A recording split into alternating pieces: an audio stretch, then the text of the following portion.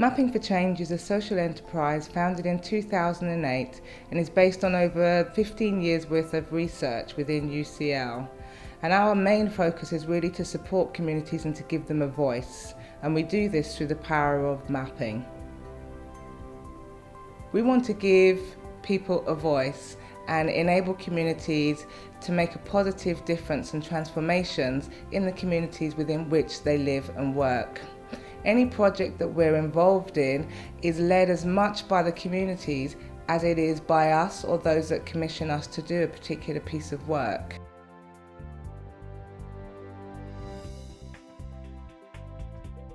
My name is John Averns. I'm responsible for environmental health in the City of London, and as a result we look after air quality and air quality monitoring, looking after our residents and so on as well. We thought it was important to perhaps do some work on the biggest residential area of the city in the Barbican. So as a result we started talking to them and saying, well, do you want to be involved? And it's been a very positive result. We were talking a while ago about how great it would be to actually set up a residents group for air quality champions effectively. And so when the opportunity of going to the GLA and getting the Clean Air Fund money came up, we sort of, we supported that in our sustainability group on the estate. And then obviously when she was successful, part of the deal was that we would set up this citizen science project here, which has been fantastically well sort of accepted by the residents. They've been really, really keen about it. We were having an increasing amount of black dust in the flat, so all the surfaces you could notice were, even if you dusted every couple of days, that was settling on, shelves, window ledges, everything, and that must be what we're breathing in, and I have asthma, so finding that was quite troublesome. People are becoming increasingly aware of issues like air pollution, and clearly there are health effects from the sort of level of pollution, especially in a big city like London. And so when this was advertised around the estate, I thought, well, that's something I can get involved in. It doesn't take up a lot of my time, and it's one of those things where if you get lots of people doing a little bit, it adds up to something that's big and important. We moved here about 18 months ago from just on the edge of the Greenbelt in Hertfordshire. I think we were probably conscious that the only tiny downside of moving to the Barbican was that obviously you were going to be in the middle of the city and therefore pollution levels were going to be higher.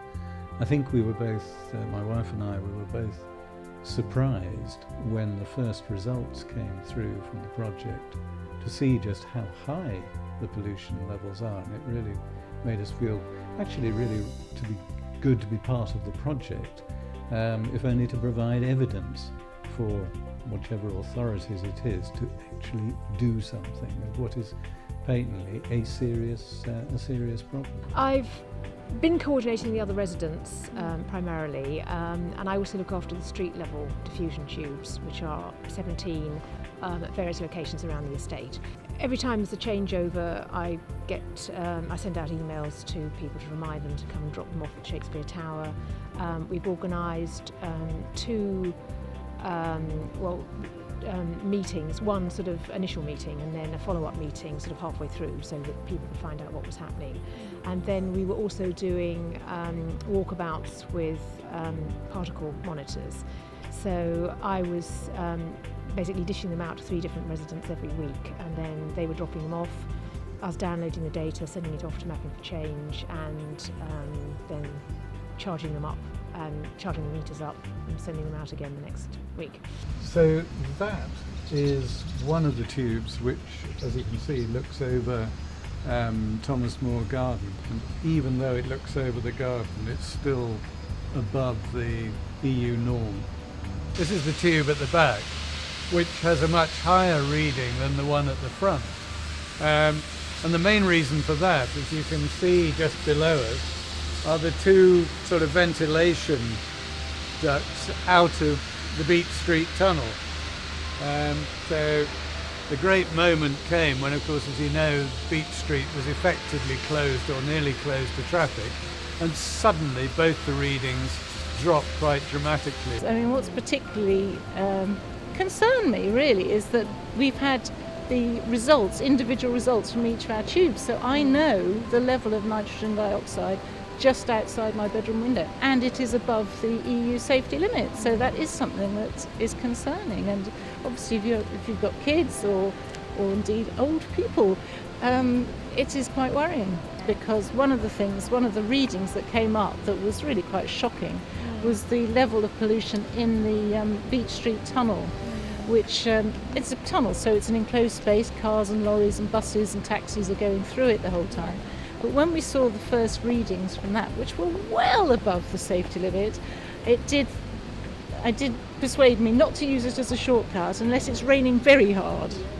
Being involved in the project has made us more thoughtful about the fact that if we feel that there is a problem, then we can do something about it, and that it's important to measure it to get the facts and figures. But then once you've got the information, that you can do things to improve the situation. So I think it's really important to to be able to look at the air that we're breathing in and be able to give facts and figures, because it's all very well people saying, oh, it seems to be my asthma's worse, or I find that kids have got more coughs, and but I think you need to know exactly what it is that you're breathing in, and then you can work on solutions from there.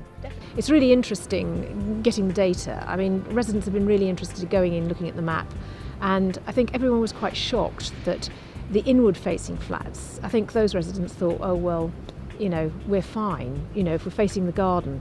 But actually, the revelation that in fact there wasn't such a great difference between the outward-facing and inward-facing really brought it home to them, that there isn't anywhere that you can hide. So, yes, I'm sure, I think the city is actually doing other work with residents down at Mansell Street, and it would be great from our point of view to actually meet up with them and sort of swap experiences, because I think if we think Beach Street's bad, I mean, Mansell Street itself and that area is absolutely appalling, and that isn't in a tunnel.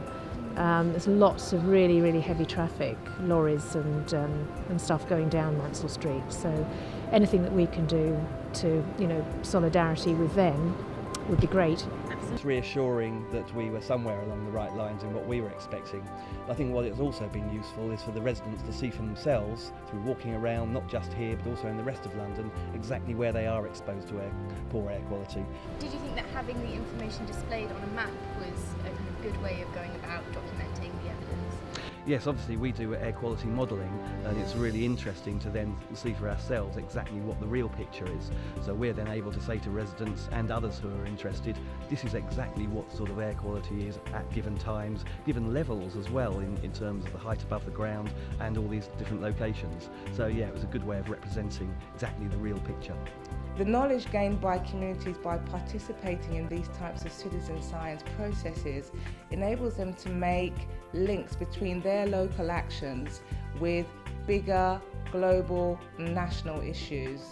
An example of this is in spring 2014, where we had the Saharan dust storms, which impacted the air quality across the whole of England negatively, was also picked up by the efforts and the monitoring that was being undertaken by local residents within the City of London.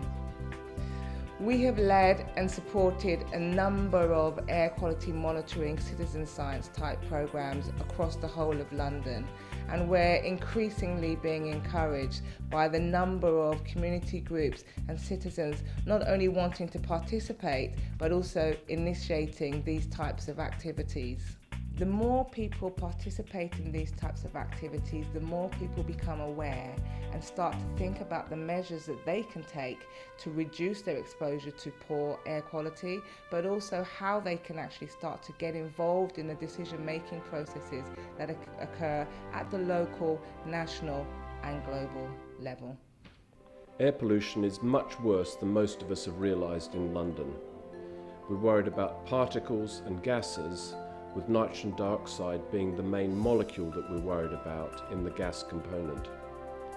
The project that UCL has run, Mapping for Change, with people at the Barbican and the City of London, is the best project of the kind that I've seen.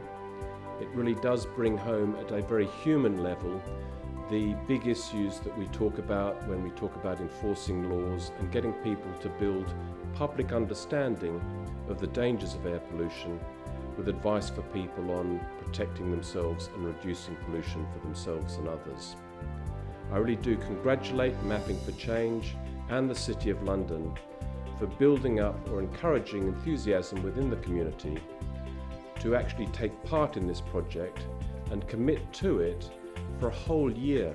It really is tremendous, and I'd like to see local authorities across the whole of London copying this model. It really is a masterpiece of engagement, and it's a very successful model for others to follow. Thank you.